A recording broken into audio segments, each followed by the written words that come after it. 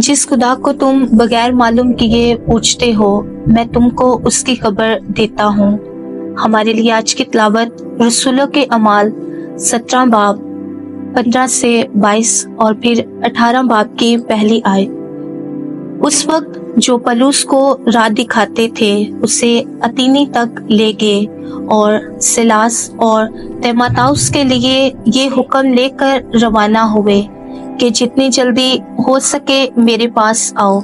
तब पलूस ने अरिसिपागस के दरमियान खड़े होकर कहा, ऐ अतीनी मर्दों, मैं देखता हूँ कि तुम हर बात में नहायत मुतबद्दद हो, क्योंकि मैंने सैर करते और तुम्हारे मबूदों पर नजर करते हुए एक कुर्बानगाह पाई जिस पर लिखा था कि खुदाए मदहूत के लिए।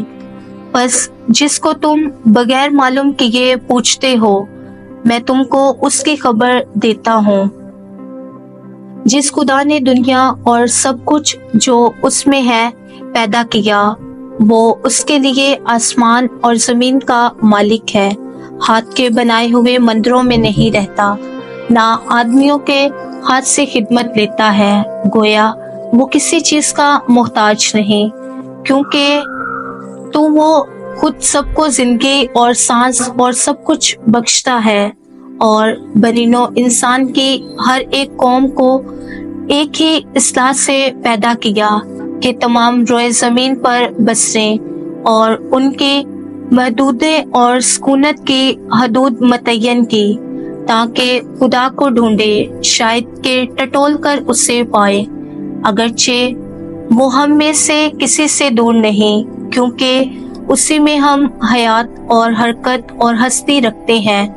जैसा कि तुम्हारे शायरों में से बेबाज ने कहा है कि हम तो उसी की नस्ल हैं, बस कि हम खुदा की नस्ल हैं, तो मुनासिब नहीं कि ये ख्याल करें कि खुदा सोने या चांदी या पत्थर की मानित है, जो आदमियों के हुनर और तदबीर से गढ़े जाते हैं।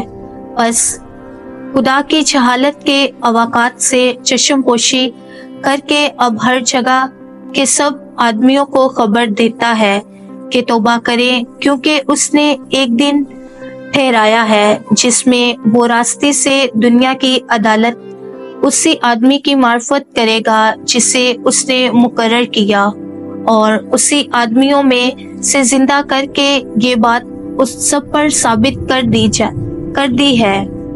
जब उन्होंने मुर्दों की क़यामत की बात सुनी तो बाज ठट्ठे मारने लगे, और बाज ने कहा, ये बात हम तुझसे फिर भी सुनेंगे। यूं पलूस ने उनके दरमियान से चला गया। चंद आदमी उससे मिलकर ईमान लाए। उनमें से दियोनिसिस अरिसिपागस का एक सलाहकार और अरमिस नामी एक औरत और बाज और भी उसके साथ थे। बाअजल वो अतीनी से रवाना होकर क्रांतिसिस में आया। पाक कलाम के पढ़े और सुने जाने पर खुदा की बरकत हो। खुदा का शुक्र हो।